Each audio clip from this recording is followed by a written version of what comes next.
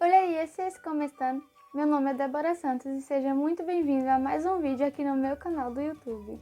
Bom, como vocês mesmos viram no título, hoje iremos falar sobre o uso da vírgula e onde devemos usá-la ou evitá-la. São regrinhas básicas, então você não tem que se desesperar. Facilmente você vai entender e se não entender, é só deixar um comentário embaixo que eu vou estar trazendo outras formas de você tentar entender o uso da vírgula, tá bom? Então, vamos lá. Antes de mais nada, você saberia me dizer para que serve a pontuação? Na fala, a intenção de exprimir pergunta, no caso dúvida, afirmação, exclamação, é dada pela entonação, ou seja, a variância no modo de emitir um som. Porém, na escrita, essa é dada pela pontuação, ou seja, a pontuação serve para grafar, basicamente, essa variância existente na língua. Em outras palavras, basicamente, a pontuação serve para representar graficamente a entonação e assim ajuda a construir o sentido desejado. Então, já que você sabe agora para que serve a pontuação, eu vou explicar onde você deve evitar e onde você deve colocar a vírgula. Vamos começar falando onde você deve evitar usar a vírgula, já que essa parte é bem menorzinha do que é o uso da vírgula. Então, basicamente, a língua portuguesa, quando existe uma frase escrita de forma cacônica, isto é, sujeito, verbo e o complemento, você não precisa colocar vírgula em lugar nenhum. Ou seja, não se separa por vírgula o sujeito do predicado e nem o verbo do complemento. Ah, Débora, mas eu não sei o que é o predicado. Bom, de forma simplória, o predicado é tudo o que se declara sobre o sujeito, isto é tudo que estiver na frase que não seja o sujeito. Débora, você poderia me dar um exemplo de uma frase de forma cacônica? Obviamente que sim. Então vamos para o exemplo. Temos a frase: João comprou um carro para a esposa. O sujeito é João, o verbo é comprou e o complemento seria um carro para a esposa. Podemos ver então que em nenhum momento ele necessita colocar uma vírgula, porque a frase está de forma cacônica, sujeito, verbo e complemento. Então, eu só devo evitar a vírgula nessa situação? Na verdade, não. Também existem outras situações que você deve estar evitando a vírgula e que eu estarei dizendo logo a seguir. Como eu já havia falado, uma das situações é não separar o sujeito do predicado. Por exemplo, Maria está se preparando para a prova. Pode ver que nessa frase a gente não separa o sujeito do seu predicado. Outra situação seria entre o verbo e os objetos. Por exemplo, o trabalho custou caro para os trabalhadores. Então, nessa frase a gente também percebe que não há separação entre o verbo e o objeto desse verbo. Outra situação seria a separação do nome e o adjunto adnominal ou o complemento nominal. Nessa situação, você não utiliza a vírgula para separar. Temos como exemplo de um adjunto adnominal. Vera é um amor de mãe. E um exemplo de complemento nominal. Camila tem amor à sua mãe. Então, nessa situação, você também não utiliza a vírgula para estar separando o nome do adjunto adnominal ou do complemento nominal. Agora eu irei explicar onde você deve usar a vírgula ou onde a vírgula seria facultativa. Um local onde a vírgula seria facultativa é quando existe a presença de um adjunto adverbial na posição padrão, ou seja, no final da oração. Vamos pegar o primeiro exemplo que eu utilizei, aquele lá da forma cacônica. João comprou um carro para sua esposa e vamos colocar um adjunto adverbial. Ontem. João comprou um carro para sua esposa ontem. Nesse caso, a vírgula seria facultativa. Você escolhe se ela vai estar presente ou não. Entretanto, se adicionarmos mais um adjunto adverbial, então seria necessário pelo menos uma quebra nessa oração. Então, por exemplo, se a frase fosse: João comprou o carro para sua esposa ontem antes do almoço.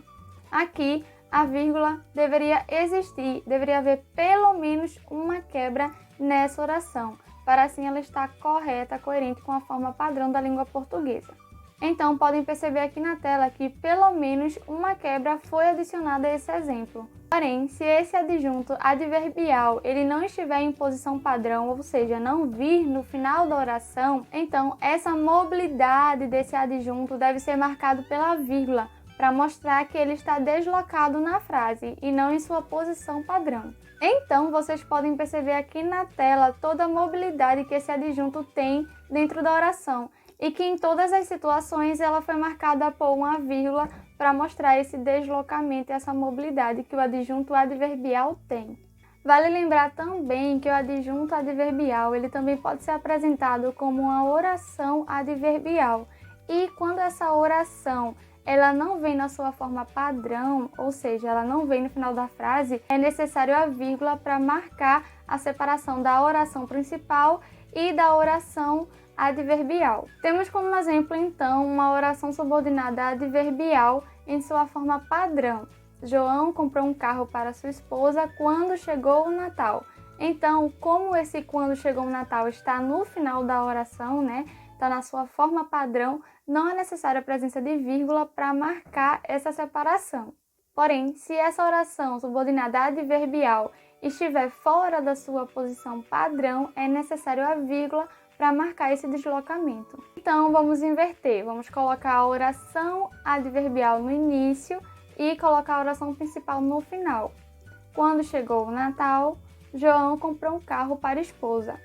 Assim, podemos perceber que a vírgula foi utilizada para marcar essa mobilidade da oração. Outra situação que você deve estar utilizando a vírgula é quando utiliza advérbio de tempo e lugar justapostos, ou seja, em sequência.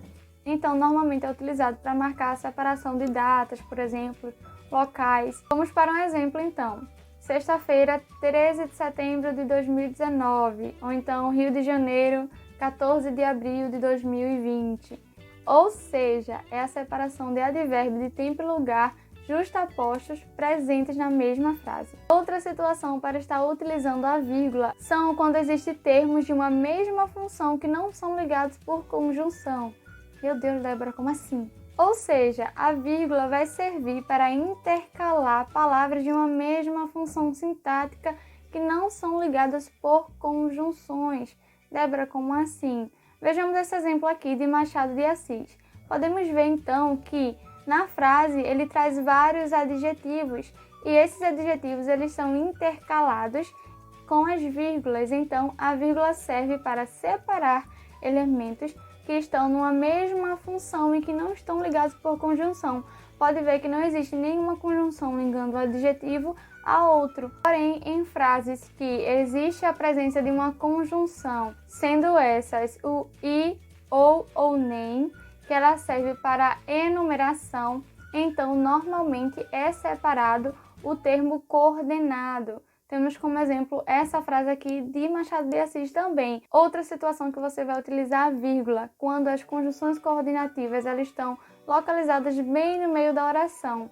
Então, você precisa utilizar as vírgulas para marcar onde essa conjunção está localizada dentro da sua oração. Temos um exemplo. Todos deveriam fazer atividades físicas diariamente. Isso não quer dizer que, entretanto, todos deveriam ser atletas. Outra situação que você deve estar utilizando a vírgula, quando uma oração está deslocada dentro de outra oração. Lembra quando eu falei da oração adverbial? Então, aquela oração ela teve um deslocamento dentro da oração principal.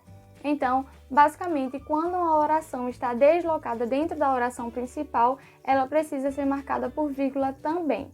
Temos como exemplo, todos, penso eu, deveriam empenhar-se para atingirmos um resultado.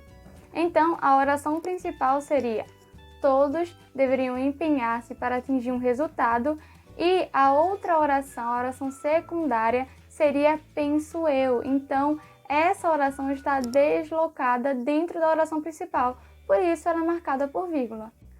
Outra oração que deve ser marcada por vírgula também é a oração adjetiva explicativa, pois as vírgulas serviriam para tirar a ambiguidade dessa oração, porque quando não marcada por vírgula, pode ser facilmente confundida com uma oração restritiva. Temos como exemplo a frase: os artistas que são vaidosos costumam exagerar nos gastos pessoais. E aqui temos uma marcada com vírgula e uma sem a marcação da vírgula. A primeira, que estaria marcada por vírgula, é uma oração adjetiva explicativa. Está explicando que os artistas são vaidosos e por isso eles gastam muito com os cuidados pessoais. Porém, quando você bota a segunda oração, que não tem a vírgula, ela está restringindo um grupo. Ou seja, a oração restritiva, ela está dizendo que, basicamente, os artistas que são vaidosos, ou seja, ela fala que apenas aqueles artistas vaidosos, os que não são vaidosos não gastam tanto, mas os que são vaidosos, apenas esses, são os que gastam com os cuidados pessoais. Então, ela está restringindo um grupo específico. E, na primeira situação, na verdade, a gente está explicando que os artistas eles são vaidosos. Então, é por isso que eles gastam tanto com a questão pessoal. Outra situação que você deve utilizar a vírgula é quando você faz referência ao vocativo.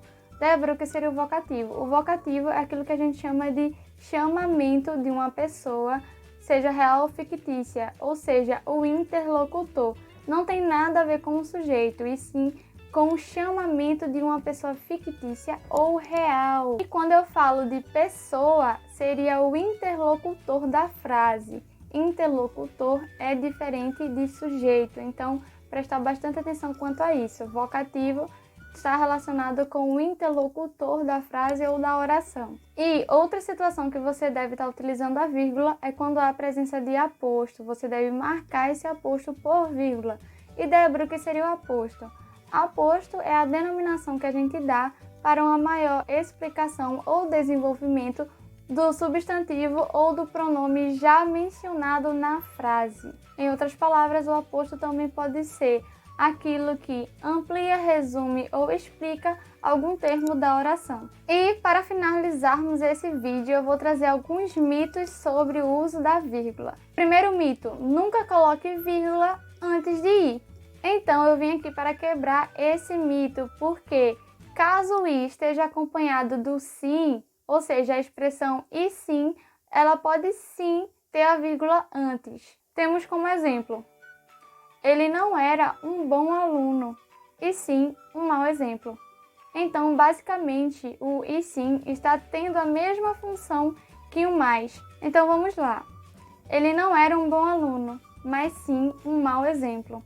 Basicamente, aqui a gente tem a mesma função. Então, quando o i vem acompanhado do sim, para ter a mesma função de uma conjunção adversativa, ela pode sim trazer a vírgula antes do i. Outra situação onde você pode introduzir a vírgula antes do i seria em uma situação onde há a introdução de várias ações em sequência. Temos como exemplo: ela pedia e implorava e chorava e argumentava, mas isso não convenceu.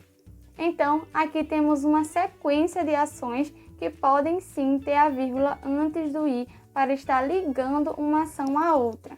Então, nessa situação de uma sequência de termos ou orações, você pode sim estar utilizando a vírgula antes do i. E outra situação que você pode estar utilizando a vírgula antes da conjunção i seria em duas orações onde os sujeitos são diferentes. Por exemplo, eu fui à escola e Laura foi ao trabalho.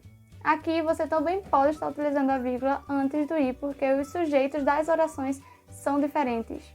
E para encerrarmos, vou trazer o último mito sobre a vírgula. Vírgula é sinônimo de pausa.